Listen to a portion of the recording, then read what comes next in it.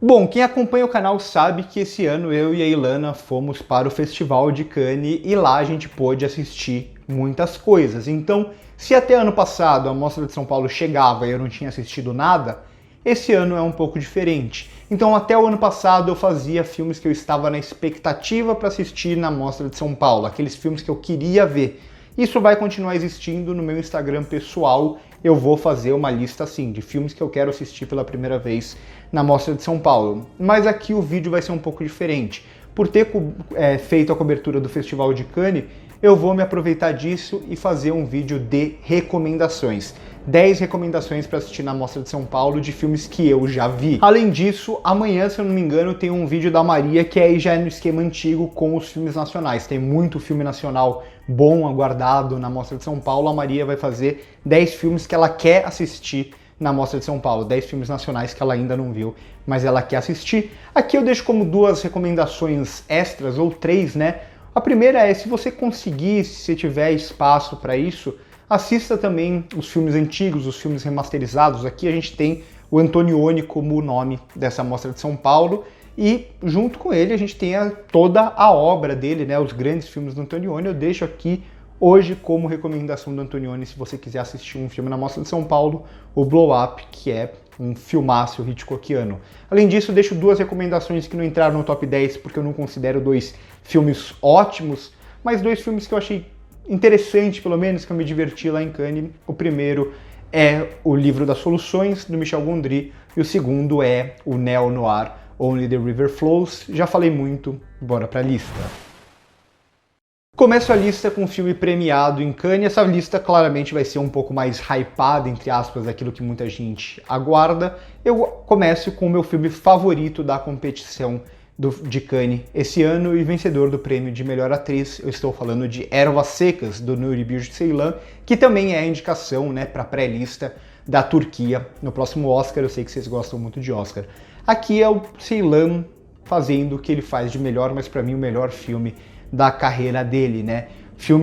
Um filme muito longo, mais de 3 horas de duração, com diálogos muito longos e filosóficos, mas que todos funcionam muito bem para mim. E também aqui um filme que, apesar de toda a frieza do clima, ele consegue construir um calor muito grande entre os personagens.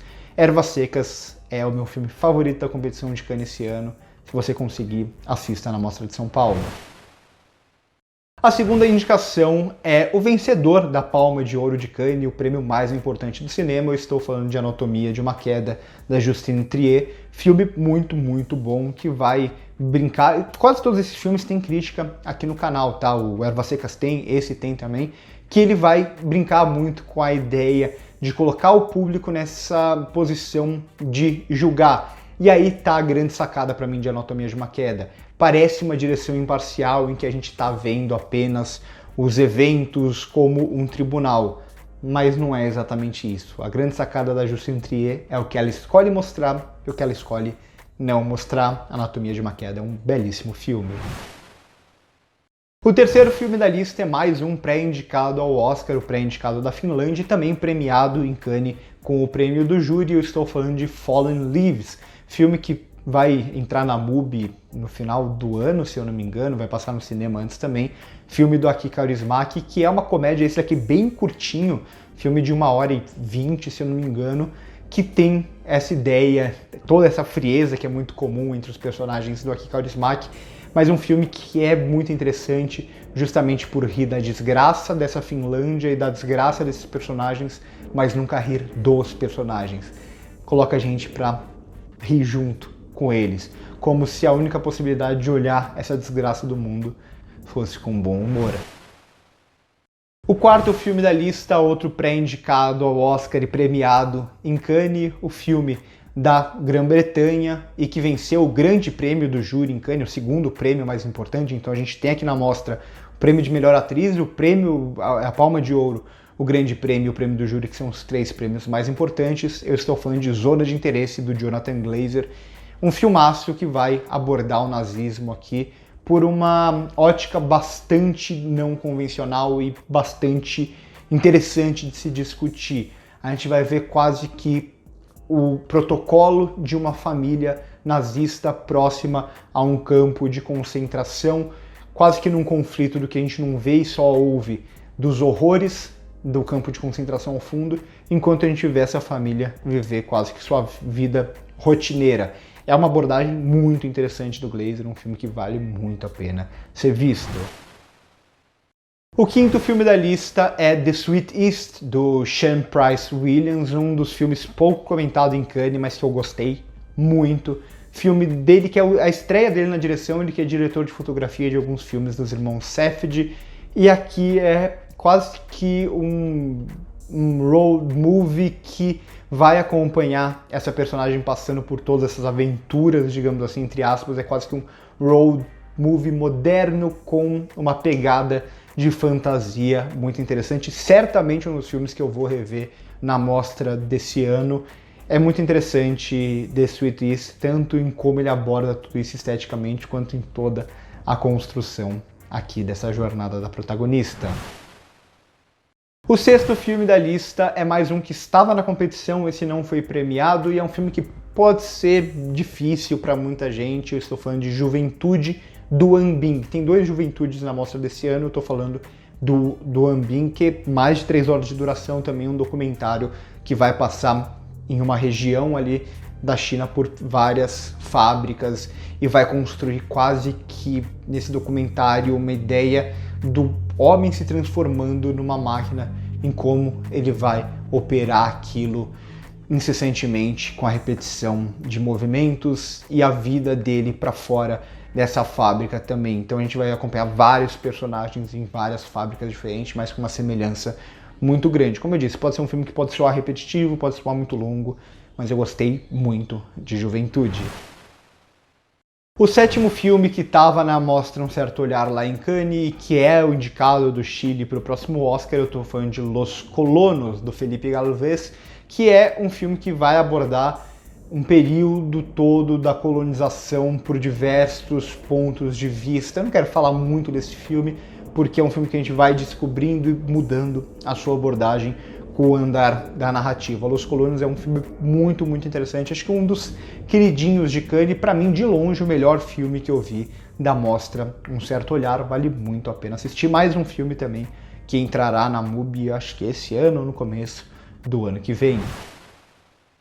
O oitavo filme da lista é Anselm, do Wim Wenders. Não o filme do Wim Wenders, o Perfect Days, que estava na competição, que foi premiado o melhor ator, que é um indicado do Japão, mas Anselm, que é esse documentário, que também é um filme talvez um pouco mais restritivo para muita gente, um filme que vai ser em 3D aqui, mas um dos poucos filmes atualmente em que o 3D é muito bem empregado.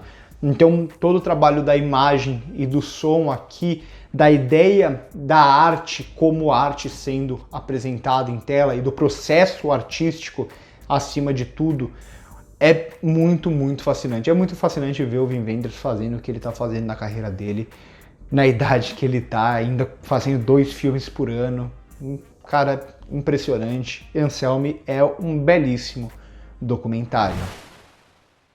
Falando em diretor que fez mais de um filme no ano, a 9ª recomendação é Em Nossos Dias, do Han Sang-soo. O filme mais aclamado dele no ano é Na Água, que estava em Berlim, foi premiado lá, que eu não assisti ainda e está na mostra também, mas como eu não assisti, não coloquei nessa lista, vai estar na minha lista lá do Instagram. Em Nossos Dias talvez não seja um dos grandes filmes do Han Sang-soo, tem até um pouco do Piloto Automático, mas ainda assim o Piloto Automático do Han Sang-soo é melhor do que quase todo mundo, um dos grandes diretores do cinema atual e um dos poucos que consegue criar a partir da banalidade desses diálogos, desses personagens conversando em planos longos, estáticos, mas que tem uma encenação muito, muito interessante. Gostei bastante de Em Nossos Dias, por mais que não seja um dos meus filmes preferidos do diretor. E para fechar a lista, o filme que não estava em Cannes, o único dessa lista que não estava em Cannes, que eu pude assistir numa cabine de imprensa da mostra, pra gente que é da imprensa, a gente começa a ver os filmes um pouco mais cedo, filme que é o indicado da Romênia, o pré-indicado da Romênia para o próximo Oscar. Eu estou falando de Não Espere Muito do Fim do Mundo, do Radu Jude, que é o mesmo diretor que ganhou Berlim com Má Sorte no Sexo, que eu não gosto. Tem um pouco de má sorte aqui em como ele tenta se usar de diversas linguagens diferentes em uma mesma narrativa. É um filme que pode soar até meio pretensioso, não gosto muito de usar essa palavra, por ser usado preto e branco e tal, mas na prática é uma comédia cínica e ácida, deliciosa. Eu falo muito das sátiras contemporâneas como quase nenhuma funciona pra mim. Esse filme ele tem quase todos os elementos dessas outras sátiras contemporâneas, mas como o Radu Jude trabalha todas elas com esse bom humor e nunca rebaixando o espectador, um filme cheio de referências que ele não faz questão de explicar, e é legal que seja assim, é muito, muito fascinante, assim como ele brinca com a ideia do cinema, do que é real, do que é ficcional, a encenação e a realidade se perdem no meio desse caminho. Não espero do filme mais um filme longo, quase 3 horas de duração, mas muito, muito bom. Então, por hoje é isso, essa é a minha lista de 10 filmes que eu já assisti que vão estar na Mostra de São Paulo e são todos ótimos. Nenhum aqui eu considero apenas bom, são todos ótimos, então espero que vocês gostem. Curte o vídeo se gostou, se inscreve no canal se não é inscrito, passe no primeiro comentário fixado para ver as nossas outras redes sociais. Por hoje é isso e corta!